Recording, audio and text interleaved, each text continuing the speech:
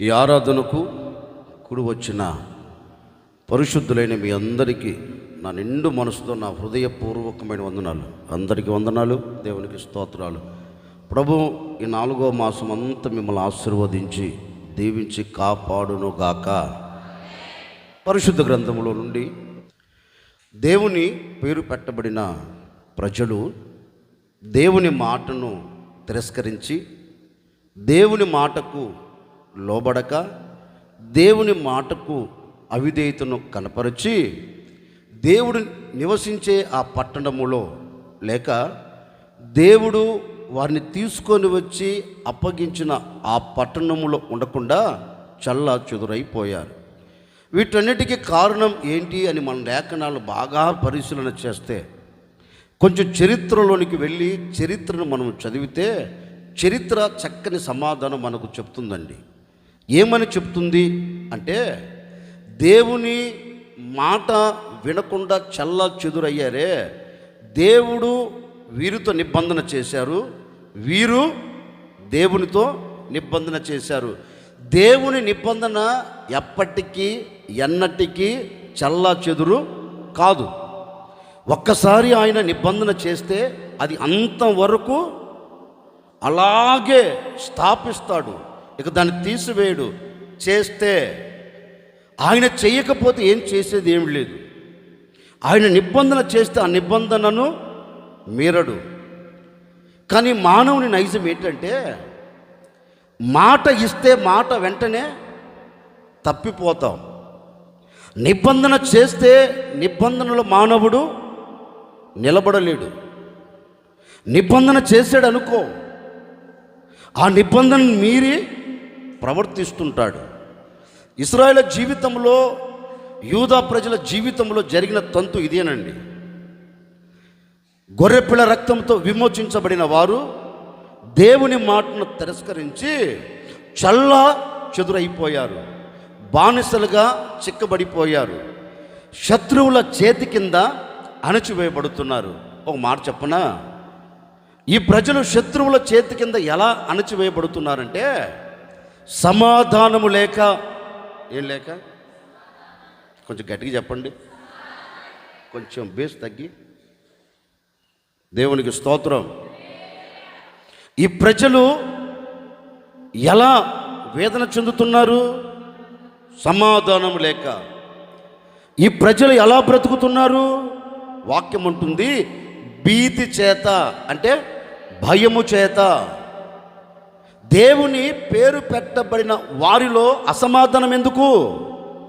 దేవుడు విమోచించిన ప్రజలే కదా వీరు. గొర్రెపిల్ల రక్తముతోనే విమోచించాడు కదా, మరి వీరి బ్రతుకులు ఎందుకు అసమాధానం? దేవుణ్ణి ఎరిగాము అన్నారు, సాక్షాత్తుగా దేవుడే చెప్పారు, మీరు నాకు ప్రజలు, నేను మీకు దేవుడుని అన్నారు కదా. మరి ఆయన ప్రజలకు ఎందుకు అసమాధానం? ఆయన ప్రజలకు ఎందుకు భయం? అంటే ఒకటే, వీరు దేవుని మాటను తిరస్కరించి వీరికి నచ్చిన మార్గములో నిలబడ్డారు. దేవుడు మెచ్చిన మార్గములో కాదు, దేవుడు బోధించే మార్గములో కాదు, దేవుడు ఇచ్చిన ఆజ్ఞ ప్రకారం నడిపించబడే మార్గం కాదు, వీరికి నచ్చిన మార్గం. అందుకే శత్రువుల చేతులు చిక్కుబడిపోయి, శత్రువుల చేతులు బంధించబడిపోయి, శత్రువుల చేతులు నలపబడుతూ సమాధానమును కోల్పోయారు. భయము వెంటాడుతూ ఉంది. ఈ సమాధానం లేక ఈ సర్వ సమాజం అంతా వీధుల్లో నిలబడి ఒక కేకేస్తున్నారంట. ఎవరి వైపు చూచి? చెప్పరేంటండి? కాదు, దేవుని వైపు చూచి కాదు. ఆ వీధిలో నిలబడి వారికి వారే పిచ్చి పట్టినట్లుగా, మాకు సమాధానము లేదు, శత్రువుల భయం మమ్మల్ని వెంటాడుతూ ఉంది, మా గుడారంలో నిలబడవలసిన సమాధానం, మా వ్యక్తిగత జీవితంలో నిలబడవలసిన సమాధానం మా గుడారాలలో నిలబడక భయము వెంటాడుతూ ఉంటే వీధుల్లో నిలబడి ఇప్పుడు మేము కేకలు పెడుతున్నాం అన్నట్లుగా ఈ జన సమూహం అంతా వీధుల్లో నిలబడి కేకలేస్తున్నారండి. ఇవి ఒకరోజు 2 రోజుల 1 సంవత్సరమా 2 సంవత్సరాలా, లేకపోతే ఒక 10 సంవత్సరాల? లేఖనం అంటుంది ఇంచుమించుగా 70 సంవత్సరాలు. 70 సంవత్సరాలు వీరు మార్గపు మధ్యలో నిలబడి ఒకటే వేదన. 70 సంవత్సరముల నుండి మేము సమాధానం లేక బ్రతుకుతున్నాం. 70 సంవత్సరముల నుండి మేము వేదన చెందుతూ ఉన్నాం. 70 సంవత్సరాల నుండి మేము భయపడుతూ అడుగులు వేస్తూ ఉన్నాం. ఏ క్షణము కూడా మేము ధైర్యముగా నిలబడినట్లుగా, ఏ ఒక్క క్షణము కూడా మాకు కలిగిన సమస్తం, మాకు కలిగిన వారందరూ సమాధానకరంగా ధైర్యముగా నిలిచినట్లుగా మా జీవితాల కంటికి కనబడటం లేదు అని ఈ ప్రజలందరూ రోడ్ల మీదకి ఎక్కి రోడ్ల మీద నిలబడి ఇప్పుడు కేకలు పెడుతున్నారండి. దేని కొరకు? మాకు సమాధానం కావాలి. దేని కొరకు? మాకు ధైర్యము కావాలి. దేని కొరకు కేకలేస్తున్నారు? కోల్పోయినది మరలా అనుభవించాలి అని కేకలేస్తున్నారండి. ఇప్పుడు ఇలా స్టోరీ చెప్తుంటే చక్కగా వింటున్నారే. ఒక్కసారి మన వైపు ఆలోచిద్దామా? ఒక్కసారి మన వైపు పరీక్షిద్దామా? ఒక్కసారి మన వైపు పరిశోధించుకుందామా? ఈ 3 నెలలు దేవునిని నమ్మిన ఆ నాటి పక్కన పెడదాం. జనవరి 1వ తేదీ నుండి ఏప్రిల్ 6వ తేదీ వరకు ఏ ఒక్క రోజైనా నీవు నీ కుటుంబంతో కలిసి సమాధానంగా బ్రతికిన రోజులు ఒకటైనా ఉన్నాయా? మాట్లాడరే. జనవరి 1వ తేదీ నుండి ఏప్రిల్ 6వ తేదీ వరకు నీవు నీ భర్తతో, నీవు నీ భార్యతో, మీరు మీ పిల్లలతో, మీరు మీ తల్లిదండ్రులతో ఏ ఒక్క రోజైనా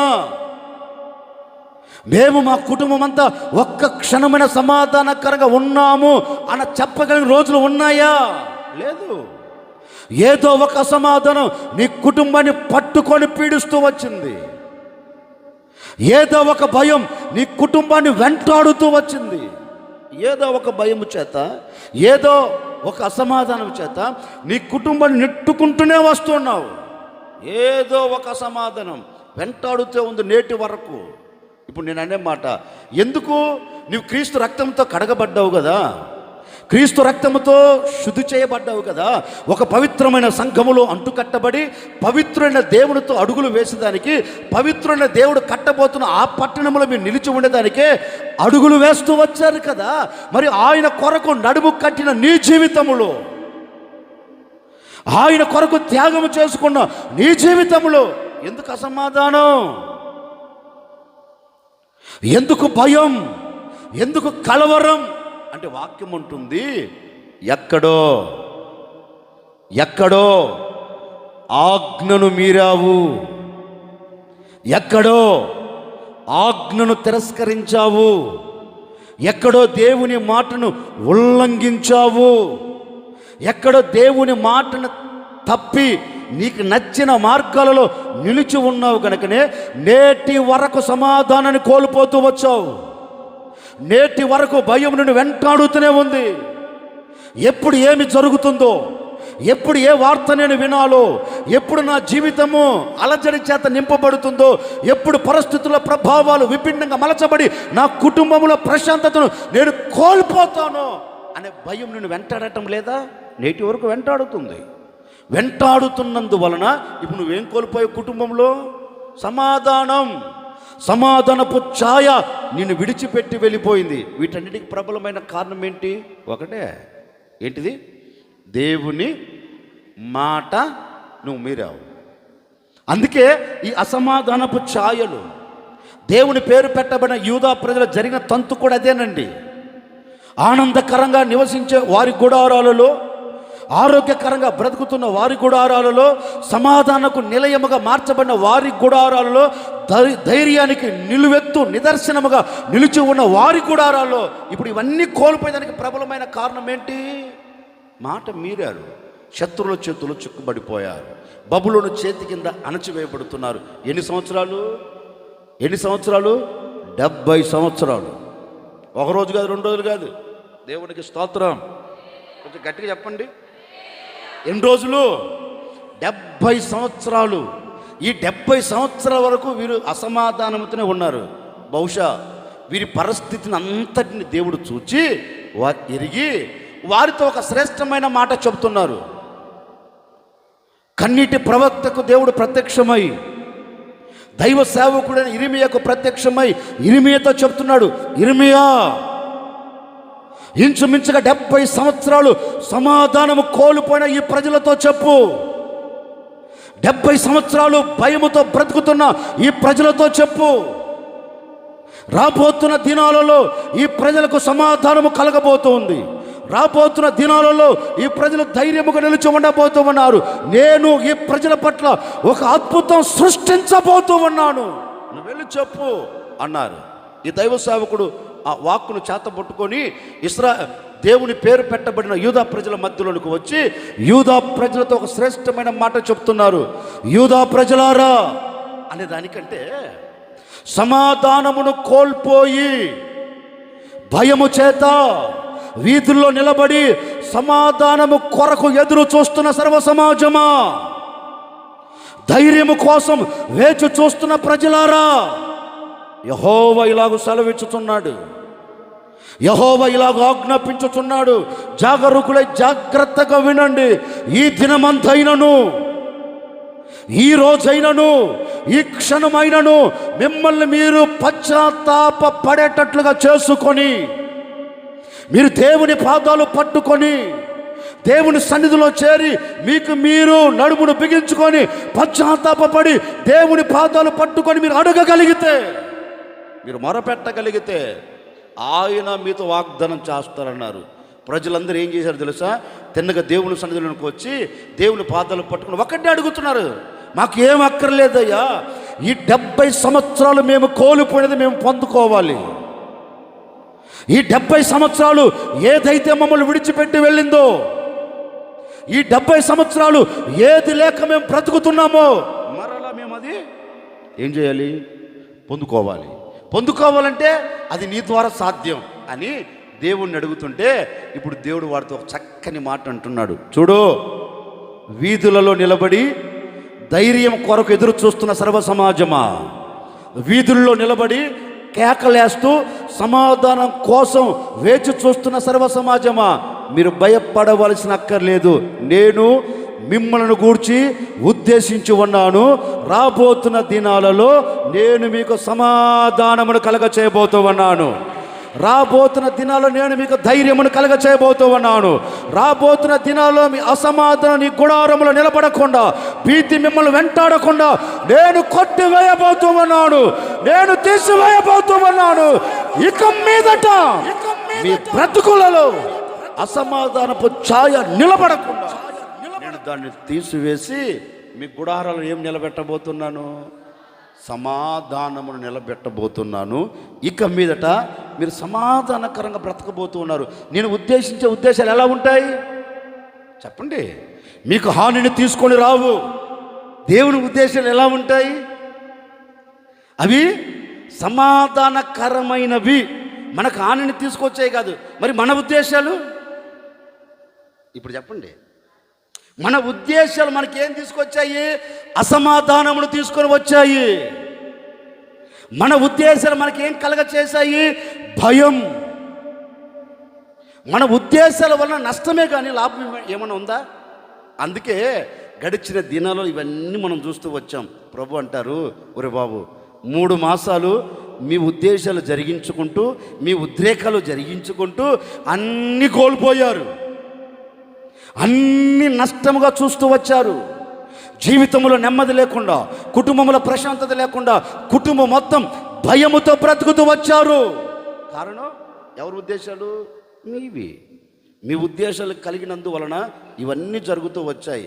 ఈ మాసంలో నా ప్రభు చెప్పకుండా చెబుతూ ఉన్నారు, 3 మాసాలు ఏది జరిగాయో, 3 మాసాలు ఏమి వాటిల్లాయో, 3 మాసాలు దేనితో నీవు అలాగే కృంగిపోయి కృషించిపోతూ కన్నీరు కారుస్తూ వేదన చెందుతూ సమాధానము కొరకు వేచి చూచిన సమాధానము దొరకక అల్లల్లాడిపోతూ నేటి వరకు గొప్పగా కోల్చబడుతూ ఈ మాటలు వింటున్నావేమో. నాకు తెలియదండి. మీ అందరితో నా ప్రభు చెప్పకుండా చెబుతున్నారు, ఈ 4వ మాసములో నేను మీ ఎడల సమాధానకరమైన ఉద్దేశాలు ఉద్దేశించి ఉన్నాను. ఇక మీదట మీ బ్రతుకులో అసమాధానం లేకుండా, మీ బ్రతుకులో భయము లేకుండా ఈ 4వ మాసం 6వ తేదీ నుండి నా దేవుడు ఒక అద్భుతమైన కార్యమును జరిగించబోతూ ఉన్నారు. మీ అందరికీ సమాధానం కలగబోతూ ఉంది. కోట గట్టిగా ఏయ్ మీ అందరూ ధైర్యముతో నిలిచి ఉండబోతూ ఉన్నారు. భయము తొలగిపోతూ ఉంది, అసమాధానం తొలగిపోతూ ఉంది. సమాధాన కర్తైన దేవుడు మీ కుటుంబంలో నిలిచి ఉండబోతూ ఉన్నాడు. ధైర్యము కలిగిన దేవుడు మీ కుటుంబంలో నిలిచి ఉండబోతూ ఉన్నారు.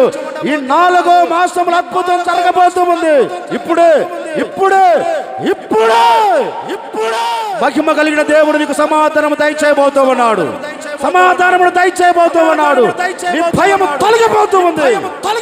భయము తొలగిపోతూ ఉంది. నీ కుటుంబాన్ని నా దేవుడు ధైర్యముతో నింపబోతూ ఉన్నారు. ఇక నీ బ్రతుకులో ఎక్కడా కూడా ఈ 3 మాసాలు భయపడినట్లుగా, ఈ 3 మాసాలు అసమాధానము చూచినట్లుగా, ఈ 4వ మాసంలో నీవు అసమాధానమును చూడకుండా, నీవు భయమును చూడకుండా, నా దేవుడు సమాధానమునిచ్చి, నా దేవుడు నీకు ధైర్యమునిచ్చి ఈ మాసమంతా మిమ్మల్ని నడిపించబోతూ ఉన్నారు. ఈ యూదా ప్రజల నోట వచ్చే మాట అదే, ఇదిగో మాకు ఏమి లేదు చెప్పండి, లేదు మాకేం లేదు, ధైర్యం లేదు, భయం వెంటాడుతుంది. ఈ శత్రువుల భారం అంతా మా మీద మోపబడినందున సమాధానాన్ని కోల్పోయాం. ఇప్పుడు ఈ ప్రజలతో ఒక వాగ్దానం చేస్తున్నాడు దేవుడు. చదువుతున్నప్పుడు ఆ మాట చదవండి. ఇర్మియా ప్రవచన గ్రంథం 30వ అధ్యాయం 8వ వాక్యం. సైన్యానికి అధిపతి అయిన యెహోవా ఇలాగూ సెలవిచ్చుచున్నాడు, అదిగో మీకు అసమాధానమును కలగ చేసిన కాడి, మీరు భయపడేటట్లుగా చేసిన కాడి, మీ గుడారాలలో భయాన్ని కలగచేస్తూ అసమాధానపు ఛాయలతో నింపి మీ కుటుంబాల మధ్య కలవరపరుస్తున్న కాడిని ఇక మీదట మీ గుడారాలలో ఉండకుండా నేను కలవర పెడుతున్న కాడిని, భయపెడుతున్న కాడిని నేను విరచి ఆ కాడి మీ మీద మోపబడిన దానిని విరచి దాన్ని మొత్తాన్ని నేను తెంపివేయబోతూ ఉన్నాను. గట్టిగానే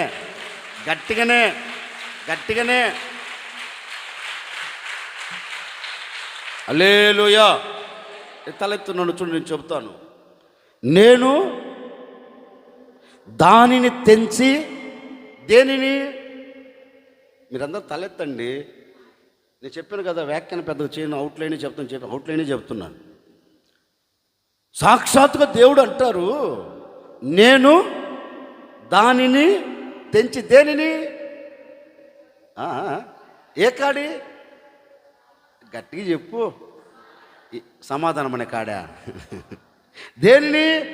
అసమాధానం అనే కాడి నీ మెడ మీద ఉండకుండా, మన భాషలో చెప్పనా, అసమాధానము అనే ఛాయ నీ కుటుంబంలో ఉండకుండా. ఏ కాడి? భయము అనే కాడి నీ భుజస్కంధాల మీద మోపకుండా, నీ గుండెలో గూడు కట్టకుండా దేవుడు చెప్తున్నారు, నేను దాన్ని ఏం చేయబోతూ ఉన్నాను? విరచి. ఇప్పుడు ఒక మాట చెప్పనా? ఇప్పుడు ఎడ్ల మీద ఒక కాడి పెడతారు. ఇప్పుడు ఆ ఎడ్ల మీద పెట్టిన కాడి విరగొట్టామనుకో, మరలా ఆ కాడి ఎడ్ల మీద పెడతారా? ఇట్టానండి. ఎందుకు? సరే, ఇప్పుడు రైతు ఉన్నాడు కదా, ఎడ్ల మీద పెట్టిన కాడి విరిగిపోయింది అనుకో, దాన్ని ఏం చేస్తాడు? మళ్ళీ అతుకులేసి పైన ఒక కర్ర కింద ఒక కర్ర గట్టి ఎడ్ల మీద పెడతాడా? ఏం చేస్తాడు? ఇరిగిపోయింది కనుక తీసి మాట్లాడండి పక్కన పడేస్తాడు. ఇక మరలా వాడుతాడు దాన్ని. చెప్పరేంటండి? మీకు అర్థం వల్ల ఈ మాట చెప్తున్నాను. నేను అనే మాట, ఇరిగిపోయిన కాడి తీసి పక్కన పెట్టినట్లుగా నా దేవుడు ఏం చేయబోతుందో తెలుసా?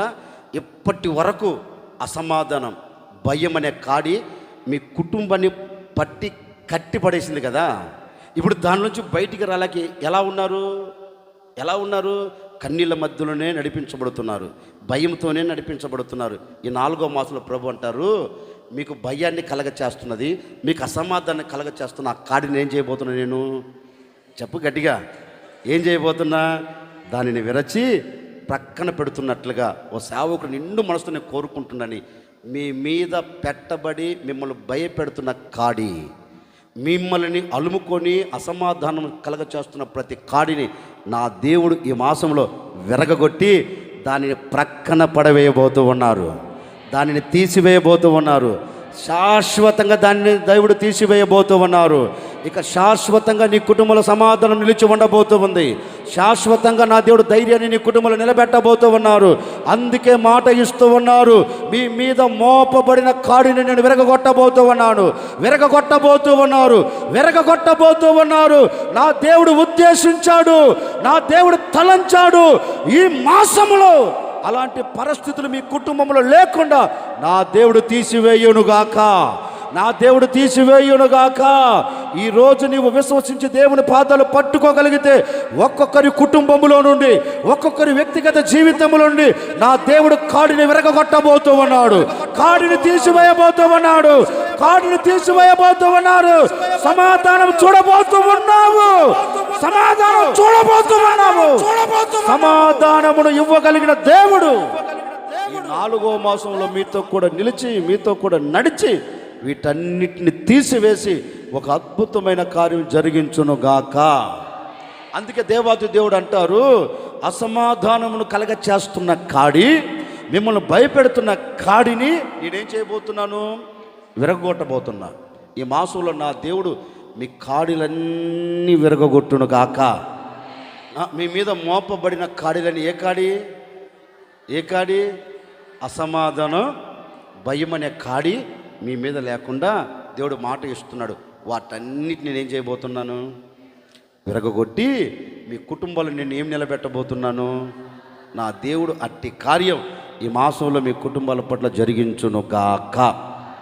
క్లుప్తంగా ఒకే ఒక మాట నేను చెప్పి ముగిస్తాను. నేను దాన్ని విరచి కట్లు తెంపేదను అన్నాడు. మరి మన జీవితంలోండి ఏది ఆయన విరగొడతాడు?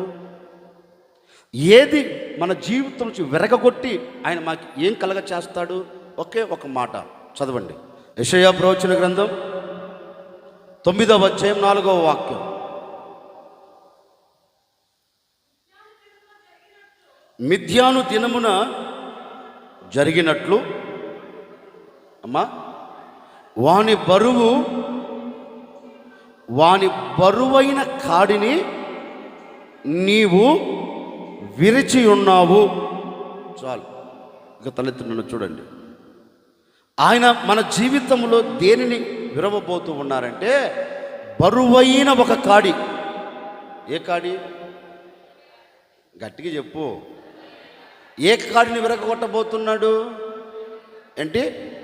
బరువైన కాడి. ఒక్క మాట చెప్తున్నాను, ఈ బరువైన కాడి మన భుజస్కంధాల మీద మోపబడినందున ఇప్పుడు మనకేం కలిగింది? అసమాధానం. మీరు ఆ మూలవాక్యాన్ని మర్చిపోకండి. ఈ బరువైన కాడి మన భుజస్కంధాల మీద మోపబడినందున ఇప్పుడు మనం ఏం కోల్పోయాం? ఒక ప్రశాంతత. బరువైన కాడి నీ భుజస్కంధాల మీద మోపబడినందున ఇప్పుడు ఏది దూరమైంది? ధైర్యం దూరమైపోయి భయము వెంటాడుతుంది. ఈ పరిస్థితిని చూసిన దేవాతి దేవుడు అంటారు, సర్వ సమాజమా, ఇంతకాలం ఏదో ఒక బరువు నీ భుజస్కంధాల మీద మోపబడి, ఒక బరువు అని నేను చెప్పనండి, బరువు రకరకాలుగా ఉండవచ్చు.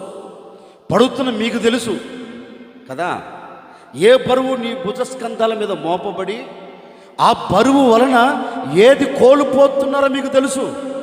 తెలియదా? మాట్లాడండి. మళ్ళీ నేను ప్రత్యేకంగా మీకు చెప్పనక్కర్లేదు,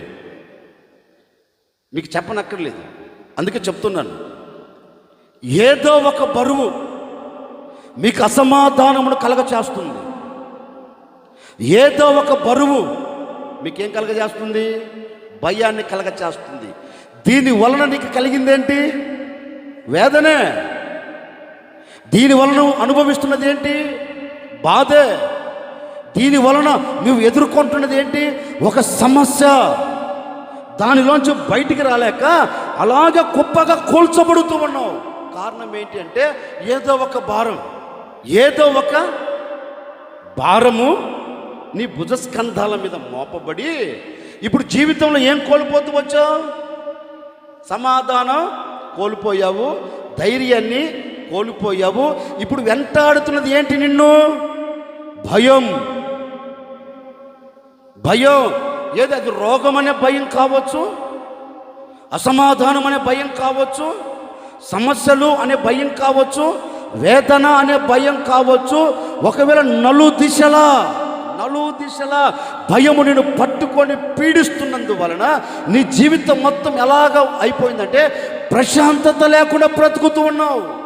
పేర్లు మాత్రం చాలా బాగుంటాయి. ప్రశాంతి. ఏ శాంతి చెప్పండి అమ్మా. కానీ ఈ ప్రశాంతిలో ఏ శాంతి లేదు? ఆ శాంతి లేదు కదా. ఇక మనోళ్ళకి చాలామంది పేర్లు ఉంటాయి, చెప్పకూడదు. ఆరోగ్యముని సావదు. సమాధానం మీరు ఎవరు ఉన్నారమ్మా? సమాధానమ్మా ఉన్నారా? ఆ పేర్లు సమాధానం, కానీ ఆ ఇంట్లో ఏముండదు. చెప్పండి, కొంచెం గట్టిగా చెప్పండి. ఇప్పుడు మన జీవితంలో కలుగుతున్న తంతు అదే కదా. మన కుటుంబంలో కోల్పోయింది కూడా అదే కదా. సమాధానం కోల్పోతూ అడుగులు వస్తున్న కారణం ఏంటంటే బైబిల్ అంటుంది ఏదో ఒక భారం ఎక్కడ మోపారు? భుజాల మీద. అందుకే యేసుక్రీస్తు కూడా శరీరధారిగా సంచరిస్తున్న ఆ రోజుల్లో ఆయన వాక్యం ప్రకటిస్తా, తండ్రి రాజ్యం గురించి బోధిస్తా ఒక మాట వాడుతారండి. ఏమని వాడుతారు? యేసుక్రీస్తు ఎదుట నిలబడిన జన సమూహమును చూచి యేసు ప్రభు కూడా అదే అంటున్నారు. ప్రయాసపడి భారము మోస్తున్న సమస్త జనులారా. అంటే అక్కడ ఉన్న వారందరూ ఏం మోస్తున్నారు? మరి అందరి మీద ఏమి మోపబడింది? ఇప్పుడు నేను మిమ్మల్ని అడిగి ఒక ప్రశ్న. ఏం ప్రశ్న తెలుసా? నాకు భారమే లేదయ్యా, నేను స్వేచ్ఛగా బ్రతుకుతున్నాను అని చెప్పగలిగిన ఎవరైనా ఉన్నారు ఇక్కడ? మాట్లాడండి. యేసు ప్రభువే అంటున్నారు, భారమును మోస్తున్న సమస్త జనులారా, మీరు నా యొద్దకు వచ్చారు కనుక ఇప్పుడు నేను మీకేం కలగ చేయబోతూ ఉన్నాను? మీ భారమును తీసివేయబోతూ ఉన్నాను. మీ భారమును తీసివేసి నేను ఏం దయచేయబోతున్నాను? బైబిల్ చదివారా? మీ భారమును తీసి నేను మీకు ఏం చేయబోతున్నాను? విశ్రాంతి. ఇప్పుడు ఈ ప్రజలంతా కూడా దేవుడు అదే అంటున్నాడు. ఏదో ఒక భారం మీ భుజస్కంధాల మీద మోపబడి ఉంది, దాని వలన అసమాధానపు మధ్యలో నిలబడి వేదన చెందుతూ ఉన్నారు. ఇక మీదట మీకు అసమాధానము కలగ చేస్తున్న కాడి, మీకు నెమ్మది లేకుండా చేస్తున్న బరువును నేను ఈ దినమున దాన్ని వెర్రగొట్టబోతూ ఉన్నాను. నేను దానిని తీసివేయబోతూ ఉన్నాను. ఈ దినము మొదలుకొని మీరు ప్రశాంతకరంగా బ్రతకబోతూ ఉన్నారు. స్వేచ్ఛకరంగా మీరు జీవించబోతూ ఉన్నారు. ఏ భారం మీ మీద లేకుండా నేను దాన్ని విరిచివేయబోతూ ఉన్నాను అని వారితో చెప్పినట్లుగా ఈ 4వ మాసం 6వ తేదీ నా ప్రభు మీ అందరితో చెప్పకనే చెబుతూ ఉన్నారు. ఈ 3 మాసాలు ఏ భారముతో ఇడవబడుతూ ఉన్నావు, ఏ భారం నీ భుజస్కంధాల మీద మోపబడి కన్నీరు కారుస్తూ ఉన్నావో నాకు తెలియదు.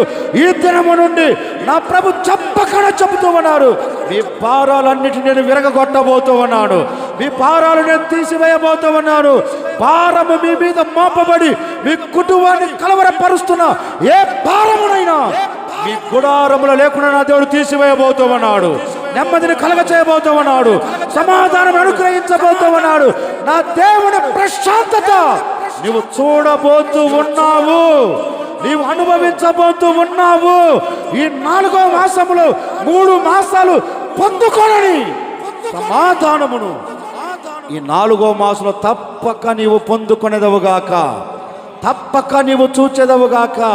ఈ దినము మొదలుకొని, ఈ క్షణము మొదలుకొని ఏ భయాలు నిన్ను వెంటాడకుండా, ఏ భయాలు నిన్ను కలవరపెట్టకుండా నా దేవుడు వాటన్నిటిని విరచి నీ మీద మోపబడి ఉన్న కాడిని తీసివేసి నీకు నా దేవుడు ఒక ప్రశాంతతను కలుగ చేయబోతూ ఉన్నారు. గట్టిగా చెప్పండి. ప్రశాంతత కావాలి అనుకున్న వాళ్ళందరూ చెప్పండి. వ్యవసాయం చేసే రైతు 2 ఎడ్లను అరకగట్టి తీసుకుని వెళ్తాడు. చాలాసార్లు చెప్పాను, సందర్భాన్ని మరొకసారి చెబుతాను. తీసుకుని వెళ్తాడు. వెళ్ళిన తర్వాత దానికి ఆహారం పెడతాడా? చెప్పరేంటండి. సేద్యం చేసేటప్పుడు ఆహారం పెడతారా? తెలుసా తెలియదా? ఎప్పుడన్నా అరక కట్టారా? మీరు కట్టారమ్మా? కట్టావా? అలా నీకే నా ఓటు. నువ్వు రైతు బిడ్డవైతే పోనీ, దేవునికి మహిమ కలుగునుగాక. సరే, దానికి ఆహారం ఏమైనా పెడతాడా? ఆహారం పెట్టకపోగా దానికి మూతికి ఏం పెడతారు? మూతికి చెక్కం పెడతాడు. ఎందుకు? ఎందుకు? ఒకవేళ అది తినాలనే ప్రయత్నం చేసినా సరిగా తినదని యజమానుడికి తెలుసు. ఒకవేళ మెడ మీద భారము పెట్టాను కనుక గొంతుకు అడ్డుపడుతుందేమని భయం.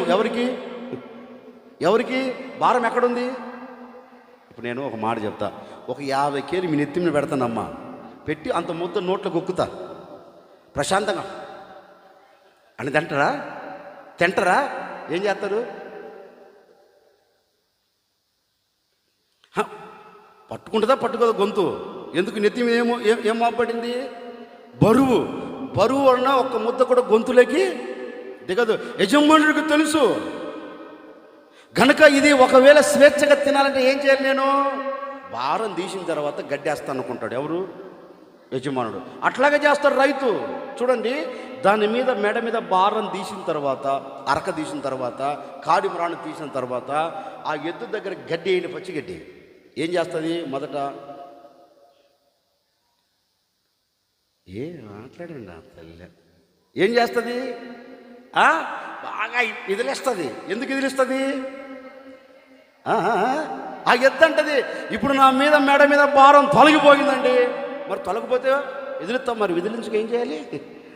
బాగా ఎదిలించి వేసిన గడ్డి ప్రశాంతంగా తింటదా? తిని కమ్మగా పడుకొని ఇక అడావుడిగా తిన్న ఆ గడ్డిని ఏం చేస్తుంది?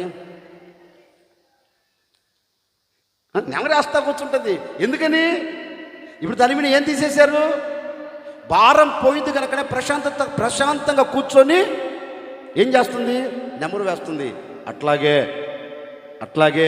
ఈ 4వ మాసంలో ఒక సేవకుడు నేను నిండు మనసుతో కోరుకుంటున్నానండి. 3 మాసాలు కూర్చున్న చోట కూర్చొని దిగులు చెందుతూ వచ్చావు కదా, కూర్చున్న చోట కూర్చొని అసమాధానాన్ని చూచు కన్నీరు కారుస్తున్నావు కదా, కూర్చున్న చోట కూర్చొని నీవు నీ కుటుంబం అంతా జీవితంలో ఏంటా నా బ్రతుకు, ఏంటా మా కుటుంబపు జీవితం, ఏంటా మా మనుగడ అన్నట్లుగా సందేహపడుతూ సందేహాల మధ్యలో కన్నీరు కారుస్తూ అన్నిటిని ఆలోచించి వేదన చెందుతూ ఈ 3 మాసాలు వచ్చావు కదా. వచ్చిన మీ అందరితో నా ప్రభు చెప్తున్నారు, ఈ మాసములో అలాంటి అనుభవాలు మీ కుటుంబాలలో లేకుండా మీరు ప్రశాంతకరంగా బ్రతుకున్నట్లుగా మీ కుటుంబాల మీద మోపబడిన ప్రతి బరువును నా ప్రభు తీసివేయబోతూ ఉన్నాడు.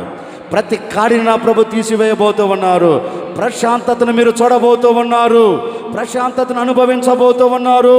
ఈ 4వ మాసములో ఎక్కడే కానీ ఎప్పుడే కానీ మీ బ్రతుకుల్లో అసమాధానము, భయం అనే మాట కంటికి కనబడకుండా నా దేవుడు తీసివేయబోతూ ఉన్నాడు. ఆయన తీసివేసి మీ కుటుంబాలన్నిటికీ ప్రశాంతతను కలగ చేయబోతూ ఉన్నారు. ఎక్కడ మీరు నిలబడినా ఇక భారము లేకుండా దేవుడు ఏం చేయబోతున్నారు? ఈ సంవత్సరం పాట కూడా రాశారు, నా భారము నీవు మోయగా నా పయనము ఏమైపోయింది? చాలా సులువైపోయింది. ఇదిగో ఈ మాసంలో నా ప్రభు అలా మీ పయనమును మార్చబోతూ ఉన్నారు. మీ భారములన్నీ నా దేవుడు తీసుకోబోతూ ఉన్నాడు. మీ భారములన్నీ నా ప్రభు భరించబోతూ ఉన్నారు. మీ భారములు ఆయన తీసుకొని మీకు ప్రశాంతతను కలగ చేయబోతూ ఉన్నారు. మీరు వెళుతున్న ప్రతి మార్గములో నా దేవుడు మీ ప్రయాణం అంతటిని ఆశీర్వాదకరంగా చేయునుగాక. అందుకే దేవాది దేవుడు అంటారు, నేను మీ భారమును ఏం చేయబోతున్నాను? మీ మీద మోపబడిన దాన్ని ఏం చేయబోతున్నాను? విరిచి మీకు ఏం కలగ చేయబోతున్నాను? ఒక ప్రశాంతత కోరుకుంటున్నాను. నా దేవుడు మీ భారాలన్నిటిని విడిచి మీ అందరికీ ప్రశాంతతను కలగ చేయునుగాక. 1 భారమును విరిచి మనకేం కలుగజేస్తాడు? ఒక ప్రశాంతతను అనుగ్రహిస్తాడు. రెండవ మాట 107వ కీర్తన 16వ చరణం. ఏలయనగా ఆయన ఎత్తడి తలుపులను పగలగొట్టి ఇనుప గడియలను విర్రగొట్టి ఉన్నారు. ఇక తలెత్తి చూడండి. క్లుప్తంగా ఈ ఒక్క మాట 5 నిమిషాలు చెప్పి ముగిస్తాను. ఒకే ఒక్క మాట చెప్పి ముగిస్తాను. తలెత్తిన చూడండి, త్వరగా 2 చేతులు గట్టిగా చెప్పండి, ఇంకొంచెం గట్టిగా చెప్పండి. ఇప్పుడు నన్ను చూడండి. దేవుని వాక్యంలో చక్కని ఒక శ్రేష్టమైన మాట రాయబడింది. ఆయన ఇనప గడియలను విర్రగొట్టి ఉన్నారు. ఒక మాట నేను మీతో చెప్తాను. ఇనుము అంటే ఒక బలమైనదే. అంటే ఈ రోజున మనిషిని పట్టుకున్నది ఎవరు? ఒక బలమైన సమస్య మనిషిని కట్టి పడవేసింది. ఆ బలమైన దాంట్లో బలహీనులు చిక్కబడి బయటికి రాలేక వేదన చెందుతున్నారు. వేదన చెందుతున్నారా లేదా? ఎవరో ఎందుకులే, మీరు ఒక్కసారి మీ గురించి మీరు ఆలోచించండి. ఏదో ఒక బలమైనది మిమ్మల్ని కట్టి పడవేసింది. ఇప్పుడు దానిలోంచి బయటికి రాలేక సతమతం అవుతున్నావా? నువ్వు బయటికి వచ్చి ఆనందకరంగా ఉంటున్నావా? లేదు. ఏదో ఒకటి పట్టుకున్నందువలన దానిలో నుంచి బయటికి రాలేక కన్నీరు కారుస్తూ ఉన్నావు. అది ఏదైనా కావచ్చండి. నిన్ను పట్టుకున్నది ఏదైనా కావచ్చు. నీవు బయటికి రాకుండా నిన్ను బంధించబడవేసి నెమ్మది లేకుండా చేస్తున్న ఏదైనా కావచ్చు. దానిలోంచి రాలేక కంట తరి పెడుతూ కన్నీరు కారుస్తున్నావు కదా. ఇప్పుడు ప్రభు అంటారు, బలమైనది ఏది నిన్ను పట్టుకున్నా, బలమైన సంఖ్యలతో ఎవరు నిన్ను బంధించి పడవేసినా, నేను ఈరోజు ఏం చేయబోతున్నానంటే ఆ బలమైన ఇనుము కలిగిన సంఖ్యలన్నిటినీ నేను విరగొట్టి మిమ్మల్ని అందరినీ విడిపించబోతూ ఉన్నాను. మీ సంఖ్యలన్నీ నా దేవుడు విరగొట్టబోతూ ఉన్నాడు. మిమ్మల్ని బంధించి పడవేసిన ప్రతి సంఖ్యలు ఏం చేయబోతున్నాడు? ఆయన ఏం చేయబోతూ ఉన్నారు? విరిచి ఆ సంఖ్యల మధ్య నుంచి మిమ్మల్ని ఎక్కడికి తీసుకొని రాబోతున్నాడు? ఆనందకరమైన చోటికి. ఓ మాట మీతో చెప్తాను. ఒకరోజు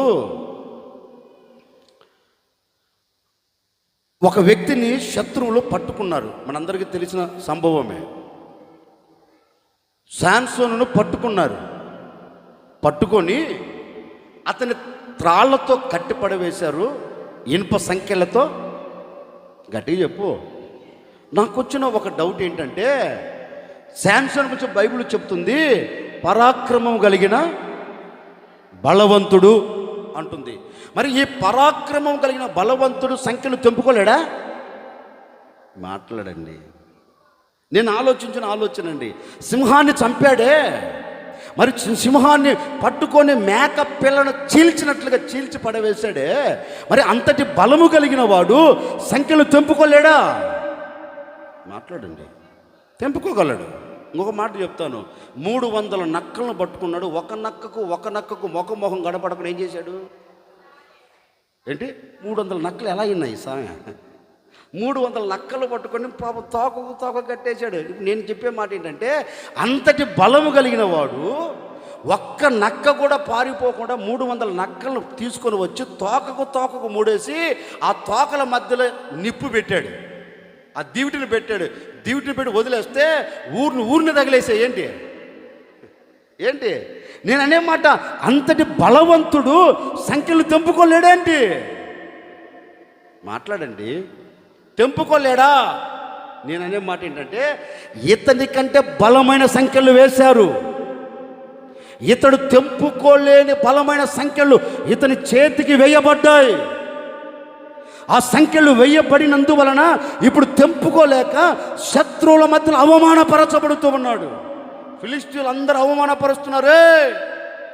సింహాన్ని చీల్చిన పరాక్రమశాలి, 300 నక్కలను పట్టుకొని తోకలను కట్టేసిన బలవంతుడా, నీ చేత ఇప్పుడు తెంపుకో చూద్దాం. నీ చేత అయితే ఇప్పుడు తెంపుకొని వెళ్ళి చూద్దాం అని హేళన చేస్తూ వస్తున్నారంట. ఎవరిని దేని ద్వారా బంధించి? బలమైన సంఖ్యల చేత బంధించి ఇప్పుడు హేళన చేస్తూ ఉంటే పాపం తన మనసులో అనుకున్నాడేమో కాబోలు. ఎవరు అయ్యా, నేను బలహీనుడనే, నేను చేతకాని వాడనే, నేను సామర్థ్యత లేని వాడనే, ఒక్కసారి నన్ను జ్ఞాపకం చేసుకో అన్నట్టున్నాడు. ఒక్కసారి వీరి చేతుల నుంచి నన్ను తప్పించవా అని మొరపెట్టినట్టు ఉన్నాడు. ఈ బంధకాలు ఊడిపడేటట్లుగా సహాయము చేయవా అన్నాడు. ఈ బంధకాల మధ్య నుంచి నేను తప్పించబడి క్షేమకరమైన చోట నిలబెట్టవా అని దేవుని పాదాలు పట్టుకొని మొర్రపెట్టినట్టు ఉన్నాడు. ఇతని మొరని విన్న దేవుడు ఏం చేసి తెలుసా? ఇతన్ని బంధించి వేసిన బంధకాల బలము కంటే, ఇతన్ని బంధించి పడవేసిన సంఖ్యల బలము కంటే అత్యధికమైన బలాన్ని ఇతనిలోనికి పంపాడు. ఎవరు? దేవాతి దేవుడు ఇతని పరిస్థితిని చూచి ఎలాగైనా ఈ సంఖ్యలు ఊడిపడేటట్లుగా నేను చేయాలి, ఎలాగైనా ఈ సంఖ్యల మధ్య నుంచి నా కుమారుని నేను విడిపించాలి, ఈ బంధకాలు ఇతని మీద ఉండకుండానట్లుగాను, ఇతని బంధకాలు తెంపబడినట్లుగా, ఇతని సంఖ్యలు వెరగొట్టబడినట్లుగా, ఇతని సంఖ్యలు ఊడిపడినట్లుగా నేను కార్యము చేయాలి అని అతని కంటే బలమైన వాటితో బంధించబడవేస్తే, బలమైన వాటి చేత బంధించబడిన వాటికంటే శక్తి కలిగిన దేవుని ఆత్మ ఇప్పుడు ఎవరిలోనికి వచ్చింది? వాక్యం అంటుందండి, యెహోవా ఆత్మ శాంసోనులోనికి రాగా కట్టబడిన త్రాళ్ళు కాల్చివేయబడ్డాయి, వేయబడిన సంఖ్యలన్నీ వెర్రగొట్టాడు పరిశుద్ధాత్మ దేవుడు తనలోనికి వచ్చి, పరిశుద్ధాత్మ దేవుడు తనలో ఉండి, పరిశుద్ధాత్మ దేవుడు తనకు బలమును అనుగ్రహించిన మరుక్షణమే వేయబడిన సంఖ్యలన్నీ ఏమైపోయాయి? నేను అనే మాట అండి, ఈ సాంసోను ఇట్టన్నాడేంటి? మాట్లాడండి, ఇట్టన్నాడేంటి? ఏమల్లా కట్టబడ్డవాడు కట్టబడినట్టుగా, పట్టబడినవాడు పట్టబడినట్టుగా ఉన్నాడు. దేవుని ఆత్మ ఎప్పుడైతే అతనిలోనికి వచ్చిందో ఆ ఆత్మ ఏం చేసింది? సర్వ శరీరమునకు బలాన్ని దయచేసింది. ఆ ఆత్మ ఏం చేసింది? కీళ్ళలోకి, మూల్గుల్లోకి, నరాల్లోకి, ఎముకల్లోకి, సర్వ శరీరమునకు కావలసిన శక్తిని ఒక్కసారి ఇవ్వగనండి. ఆ ఆత్మ ద్వారా సంఖ్యలన్నీ ఏమైపోయాయి? ఊడిపోయాయి. ఇప్పుడు ఏం చేశాడు శాంసోను?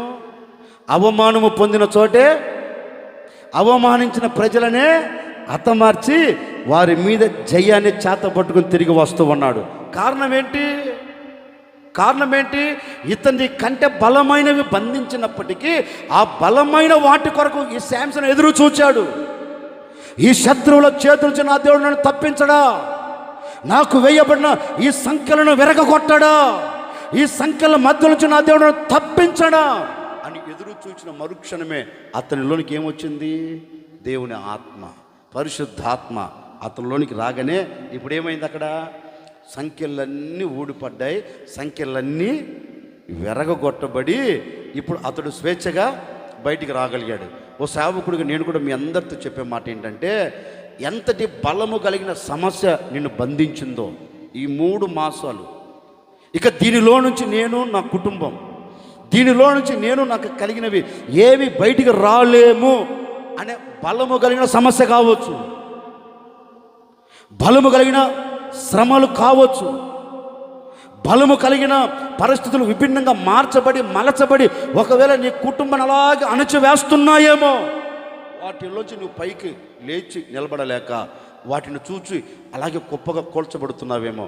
ఓ సేవకుడు మనసారా కోరుకుంటున్నాను, ఆ స్థితిలో మీరు ఉండకుండా, ఆ స్థితిలో మీరు పడిపోయి బలహీనలు కాకుండా ఈ 4వ మాసంలో మీ ఇనుప సంఖ్యలను, మీ ఇనుప గడియలను విరగొట్టుటకు నా ప్రభువైన యేసుక్రీస్తు మీలోనికి తన ఆత్మను పంపబోతూ ఉన్నాడు.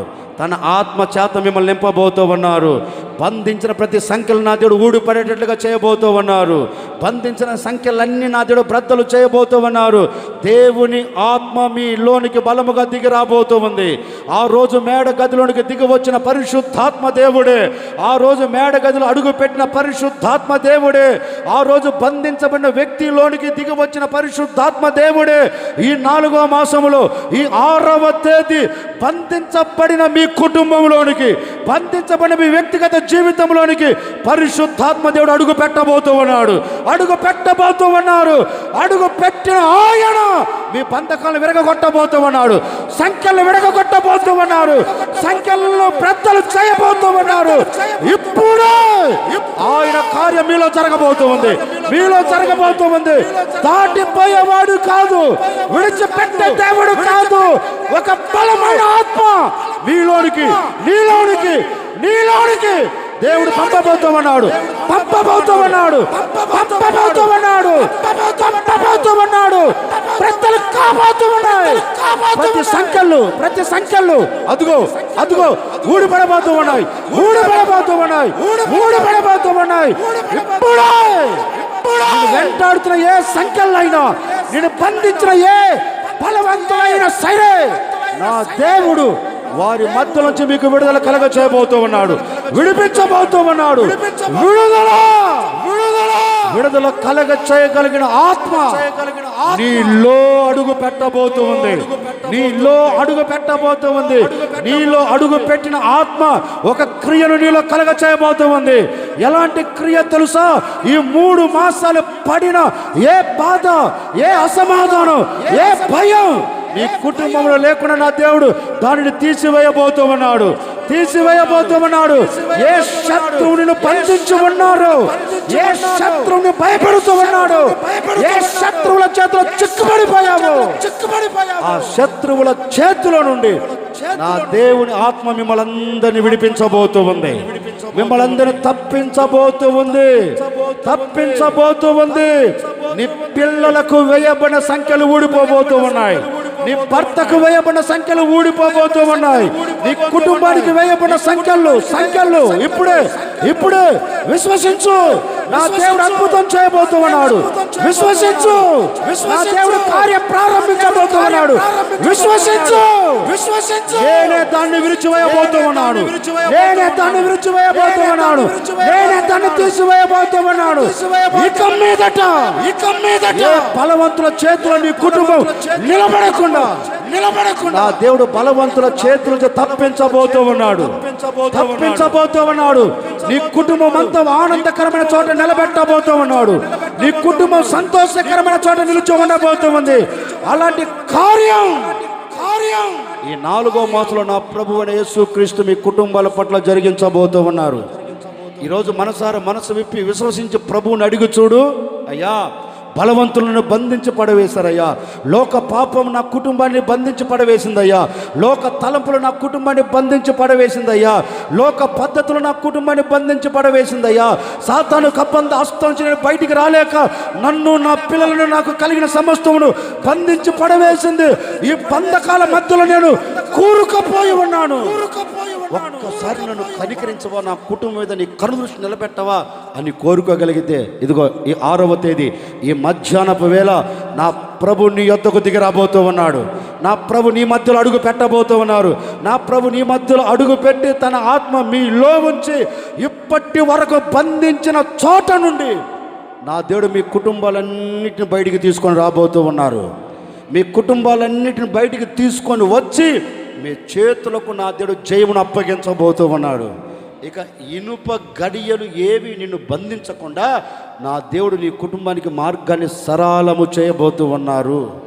ఈరోజు మనసు విప్పి మనసారా ప్రభువుని అడిగి చూడు. అయ్యా, నేను ఈ బంధకాల మధ్యలో బంధించబడిపోయాను. ఈ ఇనుప సంఖ్యలు నన్ను చుట్టుముట్టుకున్నాయి. దీనిలోంచి నేను బయటికి రాలేకపోతున్నాను. ఒక్కసారి నన్ను విడిపించవా అని అడుగు. ఏ సంఖ్యలైనా పర్వాలేదండి. అది ఏ సంఖ్యలు, నేను 1, 2 అని చెప్పట్లేదు. ఏ సంఖ్యలైనా పర్వాలా. మీరు ఏ సంఖ్యల మధ్యలో కట్టబడి ఉన్నారో మీ అందరికీ తెలుసు కదా. ఈరోజు అడగండి, అక్కడ నుంచి నేను బయటికి రావాలి. నా భర్త ఆ చోట నిలిచిపోయాడు, నా భార్య ఆ చోట నిలిచిపోయింది, వారు బయటికి రావాలి. నా కుటుంబం నేను ఆనందకరంగా బ్రతకాలి. అయ్యా నా కుటుంబంలో పిల్లలు ఇక్కడ నిలిచిపోయారయ్యా, ఆ చోట నుంచి ఏదో ఒక సంఖ్యలు వేయబడ్డాయి, పిల్లలకు ఏదో ఒక సంఖ్యలు వేయబడ్డాయి, తల్లిదండ్రులకు ఏదో ఒక సంఖ్యలు వేయబడ్డాయి. సంఖ్యలు వేయబడినందువలనే ఈ రోజున కుటుంబాల అసమాధానం కలుగుతూ వచ్చింది. ఈరోజు ఆ అసమాధానపు ఛాయ నీ గుడారం లేకుండా పరిశుద్ధాత్మ దేవుడు ఏం చేయబోతున్నాడు తెలుసా? మీ అందరిలో అడుగు పెట్టబోతున్నాడు. ఎవరందరిలో? మీ అందరిలో అడుగు పెట్టబోతున్నారు. అడుగు పెట్టిన ఆయన ఏం చేయబోతున్నాడు ఈ మాసంలో? విశ్వసించండి, నాకు వేసిన ఇనుప సంఖ్యలన్నీ నా ప్రభు గట్టిగా ఏంటంటి ఇంకా విరగొడుతున్నాడు ఆయన. దేనినే ఇక ఏదన్నా పెట్టుకో, నేను ఒకటి 2 3 అని చెప్పట్లేదు, ఏదన్నా పెట్టుకో. మనసారా ఒక సేవకుడిగా కోరుకుంటున్నాను, ఈ మాసంలో మీరు ఏ సంఖ్యలు విరవబడాలి అని కోరుకుంటున్నారో ఆ సంఖ్యల మొత్తాన్ని నా దేవుడు ఊడిపడేటట్లుగా చేయబోతూ ఉన్నారు, విరగొట్టబోతూ ఉన్నారు. సమాధానకరంగా ఈ మాసంలో నువ్వు సాగి వెళ్ళబోతూ ఉన్నావు. ధైర్యాన్ని చేత పట్టుకొని ఈ మాసంలో సాగి వెళ్ళబోతూ ఉన్నావు. అలాంటి కృప చేత నా దేవుడు మిమ్మల్ని అందరినీ నింపునుగాక. 2 మాటలు నేను మీతో చెప్పా. దేన్ని విరగొడతాడు? భారమును, మన మీద పెట్టబడిన కాడి అనే భారమును విరగొట్టి ఏమిస్తాడు? ప్రశాంతత ఇస్తాడు. 2వ మాట, దేన్ని విరగొడతాడు? చెప్పు, దేన్ని విరగొడతారు? మనకు వేయబడిన ఇనప సంఖ్యలను విరగొట్టి వాటన్నిటి మీద దేవుడు మనకేం చేయబోతూ ఉన్నాడు? జయము కలగ చేయబోతూ ఉన్నాడు. ప్రశాంతతను ఇచ్చి మీ కుటుంబాలన్నిటికీ జయమిచ్చును గాక. ఏమి విరిచి మనకిస్తాడు? ఆయన ఏమి విరచి మనకిస్తాడు? మీరు చదవద్దులే, టూకి ఒక మాట చెప్తాను. దైవజనుడైన పౌలు ఒక మాట అంటాడు సంఘంతో, కొరింథీ సంఘంతో. ఇదిగో ఆ రోజు యేసుక్రీస్తు ఒక మాట చెప్పాడు.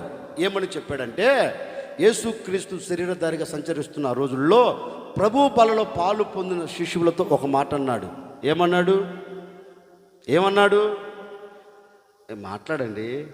ఒక రొట్టెని ఎత్తుకొని కృతజ్ఞతాస్తుతులు చెల్లించి దానిని విరచి ఏమన్నాడంటే, ఇది నా శరీరం.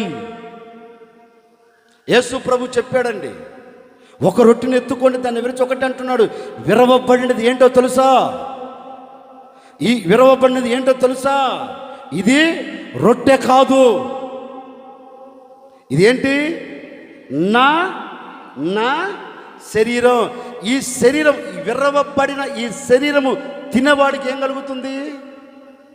యేసు ప్రభు అన్నాడు కదండి, నా శరీరము తిని నా రక్తమును త్రాగువాడు నిత్య జీవం. అంటే విరవబడిన యేసుక్రీస్తు శరీరం ఏ వ్యక్తి తింటాడో ఆ వ్యక్తి నిత్య జీవములో ఉంటాడు. అట్లని ఇంకో మాట చెప్తున్నాను, అట్లని మేమందరూ విరవబడిన శరీరమే తింటున్నాం కదా, మేమందరూ నిత్య జీవులు ఉంటాము అంటే కుదురుతుందా? గట్టిగా చెప్పు, కుదురుతుందా? అంటే విరవబడిన శరీరం ఏ శరీరం? పరిశుద్ధమైన శరీరం. విరవబడిన శరీరం ఏ శరీరం? అందుకే పౌలు అంటాడు, ఎవడు దీనిని వివేచింపకుండా, ఎవడు దీనిని ఆలోచించకుండా ఈ విరవబడిన శరీరంలో పాలు పొందుతాడో హఠాత్తుగా ఏం కలుగుతుంది? మరణం. ఏ మరణం? ఆత్మ సంబంధమైన మరణం. పౌలు అంటాడు, ఎవడు దీనిని వివేచించకుండా, ఎవడు దీనిని ఆలోచించకుండా ఈ విరవబడిన శరీరములో చెయ్యి వేస్తాడో ఆ వ్యక్తికి ఏం కలుగుతుంది? రోగం. ఆ వ్యక్తికి ఏం కలుగుతుంది? మరణం. పౌలే అంటాడండి. అంటే ఇప్పుడు నేను చెప్పాలనుకున్న మాట ఏంటంటే, ఈ పరిశుద్ధంగా విరవబడిన ఆయన శరీరంలో నువ్వు ఎలా చెయ్యి వేయగలుగుతున్నావు? నిత్య జీవములు అడుగు పెట్టాలని చెయ్యి వేయగలుగుతున్నావా? లేదా నామకార్థంగా నేను హోసన మందిరానికి వస్తున్నాను, తప్పకుండా నెలకొకసారైనా వచ్చి నేను ప్రభు బలలో చెయ్యి వేసి వెళ్ళాలి అని ఆలోచనతో వస్తున్నావా? ఒకసారి ఆలోచించండి. ఓ మాట చెప్పనా, ఇక్కడ చాలామంది ప్రభు బలకు వచ్చే వాళ్ళు ఉన్నారు కదా. నెలకొక్కసారి వెళ్ళి చెయ్యి వేసేద్దాం. నేను అనే మాట, నెలకొక్కసారి వచ్చి చెయ్యి వేసినంత మాత్రాన నిత్య జీవం కలుగుతుంది గ్యారెంటీ ఏముంది? ఏంటండి? లేదు కదా. నీవు నిత్య జీవంలో అడుగు పెట్టాలంటే నువ్వు సంపూర్ణ సిద్ధిలోనికి రావాలి. సంపూర్ణ సిద్ధిలోనికి నువ్వు వచ్చిన తర్వాతే ఈ విరవబడిన యేసు క్రీస్తు శరీరంలో నీవు పాలు పొందాలి. ఒక శుద్ధీకరణ లేకుండా, ఏమండి, ఇక్కడ శుద్ధీకరణ కూడికకు రాకుండా ఇప్పుడు ప్రభు బల్లో చేయి వేసే వాళ్ళు చాలామంది లేరు ఇక్కడ. మాట్లాడరే మంద శుద్ధీకరణ కూడికలో పాలు పొందకుండా ప్రభువా నన్ను దిద్దుము ఏమట్లా, లేకపోతే పరిశుద్ధ పరిశుద్ధ పరిశుద్ధ ప్రభువా వరదూతలైన వరదూతలై కదా అని, ప్రభువా నువ్వు పరిశుద్ధుడు కదా నాయనా, మేము పాపాత్మలో ఒక్కసారి సూచిస్తున్నట్టుగా క్షమించయ్యా అని ఎడమ చేతిలో నీ కుడి చేయి పెట్టుకుని చేతిలో పెట్టబడిన గుటక్కిన మింగామనుకో, ఆ తర్వాత లటక్కిని చేస్తావు. అంతే, గుటక్కిన మింగిన తర్వాత లటక్కిని చేస్తావు, ఇంకా తిరిగేలేదు. అందుకని చెప్తున్నారు వినండి, ప్రభు బలలో పాలు పొందేటప్పుడు తప్పనిసరి శుద్ధీకరణ కూడికలో పాలు పొందకుండా నువ్వు చెయ్యి వేస్తే అది నీకు ఆశీర్వాదం కాదు. ఇక మీదటనైనా జాగరూకుల జాగ్రత్త పడి ప్రభు బలలో చెయ్యి వేసేటప్పుడు నిన్ను నీవే విమర్శించుకోవాలి. పౌలు అంటాడు, ఎవడు అయోగ్యంగా పాలు పొందకుండా నీకు నీవే విమర్శించుకో. ఎందుకంటే ఇది ఆశామాషతో కూడినది కాదు. ఎందుకంటే ఇది విలువైన యేసు శరీరం, యేసు రక్తం. ఈ విరవబడిన దాంట్లో నువ్వు పాలు పొందితేనే నువ్వు పరలోకంలో యేసయ్యతో పాటు నిన్ను నీవు విమర్శించుకొని నిన్ను నీవు ప్రభు పాదాలు పట్టుకొని పశ్చాత్తాపడి నేను దీనికి యోగ్యులను కావాలి, ఈ రక్తాన్ని ఈ రొట్టెను ఈ శరీరమును నేను భుజించే త్రాగుటకు నాలో యోగ్యత ఉండాలి అని నిన్ను నీవే విమర్శించుకొని యోగ్యుడనా కానా, దీనికి తగిన వాడనా కానా విమర్శించుకొని నువ్వు రక్త మాంసాలు ఏం చేయాలి.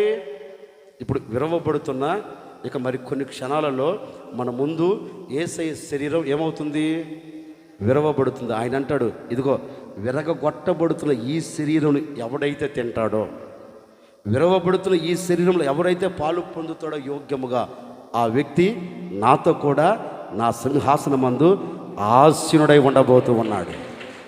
నా సింహాసనమందు ఆసీనుడై ఉండబోతూ ఉన్నాడు.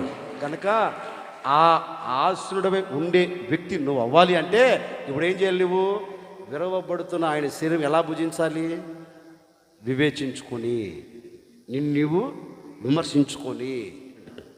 దండం పెట్టి చెప్తున్నా నా ముగింపు మాటలుగా, విరవబడుతున్న ఆయన శరీరంలో మీరు అందరూ యోగ్యమైన వ్యక్తులుగా పాలు పొందండి. ఒకరోజు కన్ను రెప్పపాటులో ప్రభు ప్రత్యక్షం కాబోతున్నారు. మనమందరము యేసయ్యను కలుసుకోబోతూ ఉన్నాం. కన్ను రెప్పపాట్ల ఈ సంఘం రూపాంతరం చెందును గాక. ఈ ఆవరణంలో ఉన్న ఏ ఒక్కరు విడవబడకుండా యేసయ్యను చేరుదురుగాక. చేరుతారా వద్దా చెప్పండి, చేరుతారా వద్దా? మరి చేరాలి. ఇప్పుడు ఏం చేయాలి, విమర్శించుకోవాలి. దేని కొరకు? నీ కొరకు విరవబడుతున్న ఆయన శరీరం కొరకు నిన్ను విమర్శించుకుంటే తప్పక యేసయ్యతో ఉండబోతూ ఉన్నావు. దేవునికి స్తోత్రం. ఈ మాసములో ఈ దినము నుండి నా దేవుడు మీతో ప్రమాణము చేసినట్లుగే మీ మీద మోపబడిన ప్రతి కాడిని విరగగొట్టి మీకు ప్రశాంతతను కలుగచేయునుగాక. మీ మీద వేయబడిన సంఖ్యలు, ఇనుప సంఖ్యలు, ఎత్తటి తలుపులను, ఇనుప గడియలను నా దేవుడు విరగగొట్టి మీకు వాటి మీద జయమును కలగచేయునుగాక. విరవబడిన ఆయన శరీరంలో మీరందరూ పాలి భాగస్తులుగా మలచబడి యేసయ్యను కలుసుకొనెదరుగాక.